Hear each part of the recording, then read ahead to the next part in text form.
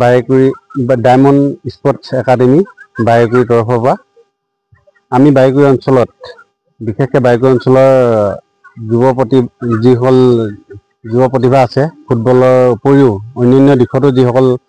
ক্ৰীড়া প্ৰতিভা আছে তেওঁলোকক আগুৱাই নিবৰ বাবে আমি আজি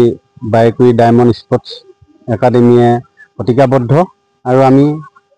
বিশেষকৈ বাৰেকুৰি অঞ্চলত ফুটবল ক্ষেত্ৰখন বিশেষভাৱে আগবঢ়োৱাৰ কাৰণে আমি আজি প্ৰথম পদক্ষেপ হিচাপে আমি ফুটবলৰ প্ৰশিক্ষণ আমি আৰম্ভ কৰিছোঁ এমহীয়া ফুটবল প্ৰশিক্ষণ আৰু এই প্ৰশিক্ষণৰ জৰিয়তে আমি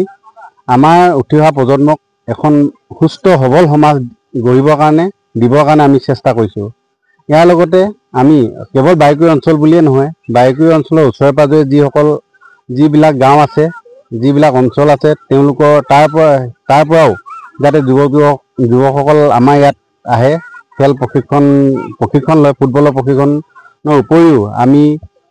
আমি আশা কৰিছোঁ আমি মানে এথলেটিক্স ভলীবল ক্ৰিকেট সকলোতে আমি মানে বাৰেকুৰি অঞ্চলটো খেলৰ প্ৰতিভাসমূহ আগুৱাই নিবৰ বাবে আমি চেষ্টা কৰিছোঁ আৰু এই চেষ্টাত আমি